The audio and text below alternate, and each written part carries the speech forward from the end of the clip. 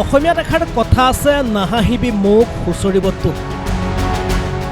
হয়, ভাৰতক উপলুঙা কৰোঁতে কৰোঁতে বিশ্বত হাঁহিয়তাৰ পাত্ৰ হ'ল ডনাল্ড ট্ৰাম্প।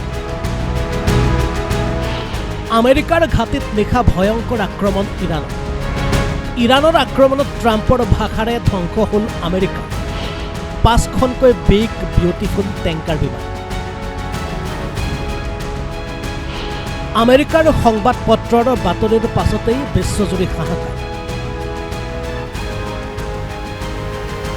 হয়, আজি ডনাল্ড ট্ৰাম্পৰ মুখৰ মাত শুনি, কিয়নো ট্ৰাম্পৰ মুখৰ ভাষা কাঢ়ি ল'লে ভাৰত।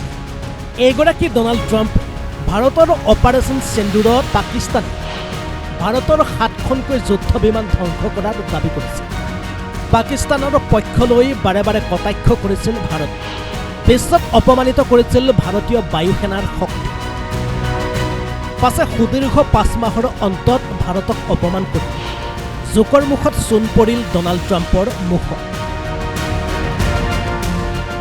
এয়া আমেৰিকাৰ পৰা প্ৰকাশিত বিশ্ববিখ্যাত সংবাদ পত্ৰ ৱল ষ্ট্ৰীট জাৰ্নেল। আৰু এই সংবাদ পত্ৰখনৰ এইটো বাতৰি চাওক, য'ত স্পষ্টকৈ লিখা আছে যে শুকুৰবাৰে নিশা ইৰাণে কৰা ভয়ংকৰ মিছাইল আক্ৰমণ আমেৰিকাৰ 5খনকৈ টেংকাৰ বিমান ধ্বংস হয় ছৌদি আৰবত। ৱল ষ্ট্ৰীট জাৰ্নেলৰ খবৰ অনুসৰি ছৌদি আৰবৰ প্ৰিন্স চুলতান বিমানবন্দৰ 5খনকৈ বৃহৎ টেংকাৰ বিমান পাৰ্কিং কৰি ৰাখিছিল আমেৰিকাৰ সেনাই। আৰু নিশা উক্ত বিমানবন্দৰৰ পাৰ্কিং স্থলতে অতি নিখুঁত মিছাইল আক্ৰমণ চলায় ইৰাণে।